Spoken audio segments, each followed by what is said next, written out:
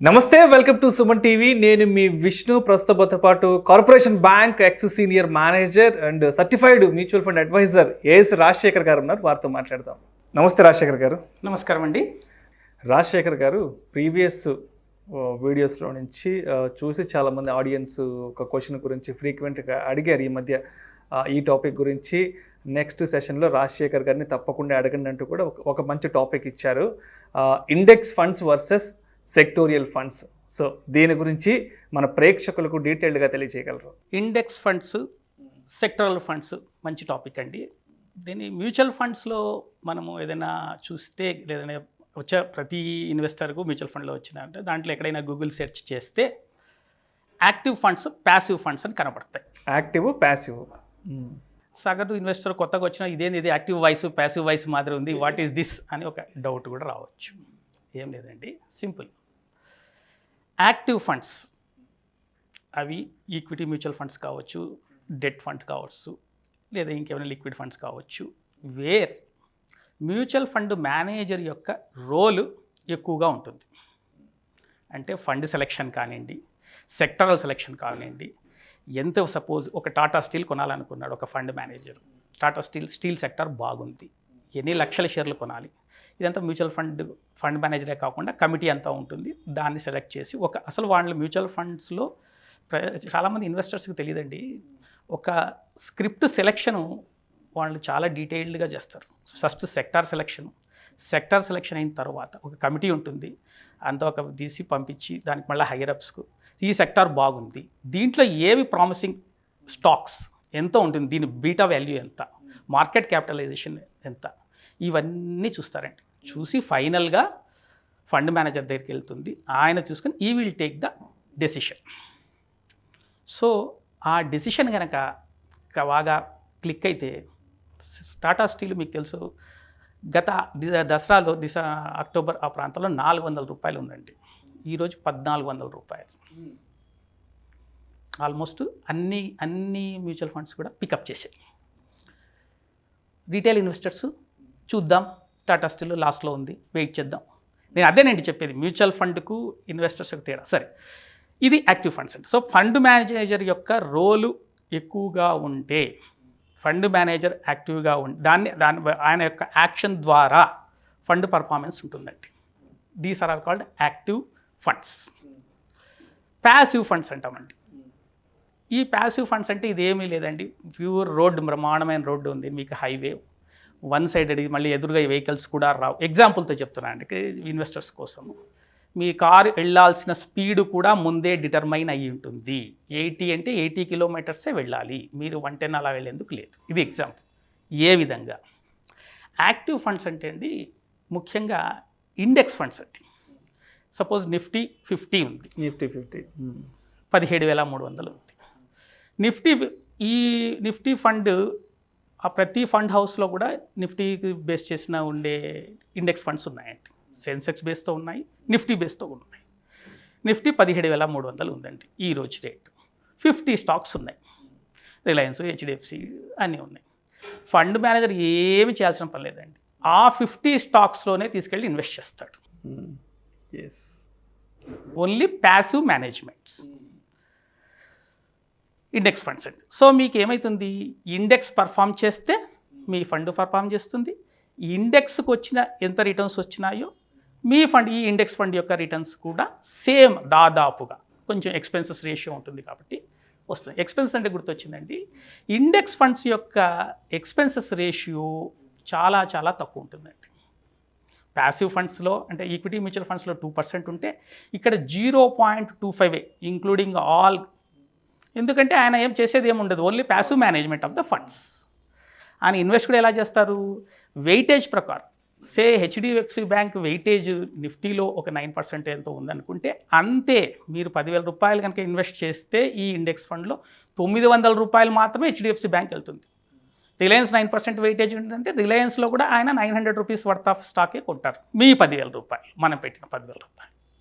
So ఈ returns దాదాపుగా Nifty, this is just Nifty replica అనొచ్చండి. నిఫ్టీ ఎలా వస్తుందో అలానే రిటర్న్స్ వస్తాయండి. ఇది ఎవరికి బాగా ఉపయోగపడుతుంది అండి, నాకు మ్యూచువల్ ఫండ్స్లో నేను ఇన్వెస్ట్ చేస్తాను, మ్యూచువల్ ఫండ్లో యొక్క నాకు బెనిఫిట్స్ కావాలి, బట్ రిస్క్ నాకు తక్కువ ఉండాలి అనే మెంటాలిటీ ఉన్న వాళ్ళకు తక్కువ రిస్క్ మేనేజ్మెంట్. ఎందుకంటే నిఫ్టీ మీకు తెలుసు ఎలా పెరిగింది. 1996లో స్టార్ట్ అయిందండి, ఎన్ఎస్సి స్టార్ట్ చేశారు. నిఫ్టీ 1000 బేస్ పాయింట్స్గా తీసుకొని 1000 is the index starting point, 17,300. మీకు ఇంకోటి దీంట్లో నిఫ్టీ ఫండ్స్లో కొంతమంది మీరు నన్ను కూడా అడిగారండి, నిఫ్టీ ఫండ్స్లో ఇప్పుడు ఇన్వెస్ట్ చేయవచ్చా? నిఫ్టీ ఫండ్స్లో నాకు లార్జ్ క్యాప్ స్మాల్ క్యాప్ ఇవన్నీ వద్దండి. స్మాల్ క్యాప్లో మీకు చాలా రిస్క్ ఉంటుంది, రిటర్న్ అలాగే ఉంటుంది, రిస్క్ అలాగే ఉంటుంది. నాకు 12% ఈజ్ ఇనఫ్, ఇన్వెస్ట్ చేయొచ్చా? దీనికి ఒక చిన్న రెఫరెన్స్ చెప్తానండి. మనందరికీ తెలుసు Warren Buffett of India, mister Rakesh Jhunjhunwala. Warren Buffett of India, అవునండి. ఆయన పేరు వచ్చి ఇన్వెస్టర్ సర్కిల్లో అంతే కదండి. ఈ మధ్య ఇప్పుడు మీరు 1985లో 5,000 రూపీస్ క్యాపిటల్తో almost at the age of 18 years అనుకుంటా స్టార్ట్ చేశాడు ఆయన investment career. At the age of 18, ఇంకా సిఏ చేస్తుండగానే ఒక 5,000 రూపాయలు తీసుకొని వచ్చి ఇన్వెస్ట్మెంట్ స్టార్ట్ చేశాడు. ఆయన టీనేజ్లో ఉన్నప్పుడు అండి 1985లో, అంటే 36 years బ్యాక్. అవునండి. ఇప్పుడు ఆయన యొక్క నెట్వర్త్ దాదాపుగా 25,000 కోట్ల రూపాయలండి. ఇవన్నీ మనము ఒక విధంగా ఇన్స్పైర్ కావాలి. ఈ యొక్క చాలామందికి ఇన్వెస్టర్స్కి ఎలా అంటే, ఈరోజు డబ్బులు ఇన్వెస్ట్ చేస్తాము, 4 నెలలకు మాకు వచ్చిందా లేదా వెంటనే ఫండ్ చూస్తారు, లేదా మ్యూచువల్ ఫండ్ అడ్వైజర్ అడుగుతాడు, ఏం సార్ మీరు అది చెప్పారు ఆ రోజు ఇంకా పెరగలేదు. ఈ విధమైన మెంటాలిటీ ఉంటే కష్టం. ఇన్వెస్ట్మెంట్ స్టాక్ మార్కెట్ అనేటివి కూడా long term exactly high returns రావాలంటే లాంగ్ టర్మ్లో సేఫ్టీ కూడా. మీరు లాంగ్ టర్మ్ ట్రావెల్ చేసే కొద్దీ ఇదే మీరు 96 నుంచి ఇప్పుడు 2021 అండి, 2021 ఈ దాదాపు 25 సంవత్సరాల్లో నిఫ్టీ ఎన్నిసార్లు క్రాష్ అయిందండి. ఒకనొక పీరియడ్లో 20% డౌన్వర్డ్ సీలింగ్ అంటారు, అంటే నిఫ్టీ ట్రేడింగ్లో ఆగిపోయింది కొన్ని సందర్భాల్లో, 1-2 లేండి, అలా అంతా కూడా ఆగిపోయింది. అయినా కూడా రిటర్న్ ఇచ్చింది కదా.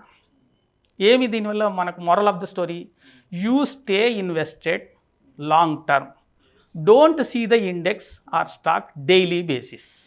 ఇది మనము ఇన్వెస్టర్స్ అందరికి కూడా చేర్పించుకోవాలండి. ఇదే ఇంకా ఈ రాకేష్ జంజన్వాలా వచ్చింది కాబట్టి ఇంకోటి చెప్తానండి. ఆయన మొన్న ఫిబ్రవరి 2021లో నిఫ్టీ 15,000 క్రాస్ అయిందండి ఫస్ట్ టైం. అప్పుడు ఆయన ఇంటర్వ్యూ చేశారు, సిఎన్బిసి పెద్ద ఛానల్స్ అంతా పేపర్స్ అంతా చేసి, what is your prediction for coming 10 years, 2030కి మీ ప్రెడిక్షన్ ఎంతండి, నిఫ్టీ వరకు మాత్రమే చెప్పండి అని అడిగారు. ఆయన ఎంత చెప్పారండి, Nifty will be 1 lakh, Nifty index will be 1 lakh అని ఆయన యొక్క ప్రెడిక్షన్ అండి. దీని ఇన్వెస్టర్స్ దాన్ని బేస్గా తీసుకొని వెళ్ళమని చెప్పడం కాదు. ఆయన ఒక 35 years ఎక్స్పీరియన్స్ ఉండి ఇండియాలో మంచి ఏస్ ఇన్వెస్టర్. సో ఆయన నిఫ్టీ అంతగా పెరుగుతుంది. ఎందుకంటే Indian GDP will grow like anything అండి. అంత లేనిది ఫారిన్ ఇన్స్టిట్యూషనల్ ఇన్వెస్టర్స్ వచ్చి కోట్ల రూపాయలు తీసుకొచ్చి మన దగ్గర ఇన్వెస్ట్ చేస్తున్నారు. ఇదే అండి, these are called index funds. ఇంకా మీరు అడిగినారు సెక్టోరల్ ఫండ్స్. అవునండి, సెక్టోరల్ ఫండ్స్ అంటేనండి, మ్యూచువల్ ఫండ్ ఒక బ్యాంకింగ్ సెక్టర్, లేదా ఫార్మా సెక్టర్, లేదా ఐటీ సెక్టర్, అది ముందే దాంట్లో మ్యూచువల్ ఫండ్ స్కీమ్లోనే వాళ్ళు ఇది చెప్పేస్తారండి, దీంట్లో ఈ సెక్టార్లో మేము ఇన్వెస్ట్ చేస్తున్నాము, దీని సెక్టార్లో మేము వీఆర్ బులిష్, అందుకని మేము we have created this scheme. మనకు మ్యూచువల్ ఫండ్ ప్రాస్పెక్టస్లోనే దాంట్లోనే ఉంటుందండి. సో మీరు సగటు ఇన్వెస్టరు, మీరు నిజంగా ఏ సెక్టార్ కమింగ్ 10 years కనుక బాగా ప్రామిసింగ్గా ఉండి మంచి భూమిలో ఉంటుంది అని మీరు పట్టుకోగలిగితే, ఈ సెక్టార్ ఫండ్స్లో దీనికి వచ్చిన దానికంటే ఆల్మోస్ట్ డబల్ వస్తుందండి. ఇది 12 అనుకుందాం, సిఏజిఆర్ అనుకుందాం, 12% సిఏజిఆర్ నిఫ్టీ వస్తుంది కన్జర్వేటివ్. మీరు కరెక్ట్ అంటే దీంట్లో ఒక రిస్క్ కూడా ఉంది. మీరు తీసుకున్న మీరు సెక్టార్ కనుక అంత పర్ఫామ్ చేయలేకపోతే, ఒకవేళ ఫెయిల్ అయితే రిస్క్ ఉంది. కాబట్టి ఇది high risk high reward. Right. దీనికి ఒక ఎగ్జాంపుల్గా చెప్తానండి. నేను చెప్పే ఫండ్స్ అన్నీ కూడా ప్రేక్షకుల యొక్క అవగాహన కొరకేనండి, నేనేమి రికమెండ్ చేయట్లేదు, అది డిస్క్లైమర్ అండి. వాళ్ళు ఏమి ఇన్వెస్ట్ చేయదలుచుకున్నా కూడా దేర్ సర్టిఫైడ్ మ్యూచువల్ ఫండ్ అడ్వైజర్ని కానీ ప్లానర్ని కానీ అడిగి ఇన్వెస్ట్ చేసుకోవాలండి. టాటా డిజిటల్ ఇండియా ఫండ్, అది ఐటీ సెక్టార్లో ఇన్వెస్ట్ చేసిందండి, ఐటీ టెక్స్లో. అది 3 ఏళ్ల కాంపౌండెడ్ యాన్యువల్ గ్రోత్ రేటు నేను చూశానండి, 25% ఉందండి. 25% CAGRతో వచ్చింది. Purely it invest Infosys, Wipro, అట్లా పెద్ద పెద్ద కంపెనీస్ లిస్ట్ కూడా ఉంటుందండి. అది 1 ఇయర్లో రిటర్న్ ఇచ్చిండేది ఏంటండి డబల్ అయినాయండి. సో 1 ఇయర్ కిందట టాటా డిజిటల్ ఇండియా ఫండ్లో ఒక 1 lakh ఇన్వెస్ట్ చేస్తే ఇప్పుడు 2 లక్షలు తీసుకోవచ్చండి. అట్లే స్టీల్ సెక్టర్, అదే బ్యాంకింగ్ సెక్టర్ అంతగా పర్ఫామ్ చేయలేదు. ఒక ప్లస్ చెప్తున్నాను నేను, banking sector has not performed well. మీరు చూసింటారు గత 5 ఏళ్ళుగా బ్యాంక్ స్టాక్స్ అంతగా పెరగలేదు, ఏదో HDFC బ్యాంకు అలాంటివి తప్ప. ఫార్మా సెక్టార్ ఫండ్స్ కోవిడ్కు ముందంతా నిద్రపోతున్నాయి, కోవిడ్ వచ్చిన తర్వాత ఆ ఫండ్స్ అన్ని బాగా లేచి కూర్చున్నాయి. ఫార్మా పరిస్థితి కోవిడ్కి ముందు కోవిడ్ తర్వాత అన్నట్టుగా డెవలప్మెంట్స్ జరిగాయి. అవునండి. ఇది సెక్టారల్ ఫండ్స్ అండి. సెక్టారల్ ఫండ్స్లో ఫండ్ మేనేజర్ యొక్క రోల్ చాలా ఎక్కువ ఉంటుంది. దిస్ ఈజ్ యాక్టివ్ ఫండ్, ఇంతకుముందు చెప్పినట్టుగా మనము. అంతేకాకుండా సెక్టార్ యొక్క పర్ఫార్మెన్స్ కూడా, ఇన్ఫ్రాస్ట్రక్చర్ ఫర్ ఎగ్జాంపుల్, మనకు గవర్నమెంట్ అంతా దానికి ఇచ్చే థర్స్ట్ అంతా ఇన్ఫ్రాస్ట్రక్చర్ మీద ఇస్తుంది. అది ఇన్ఫ్రాస్ట్రక్చర్లో మనకు స్టీలు, సిమెంటు ఇవన్నీ పెరుగుతాయి ఈ సెక్టర్స్.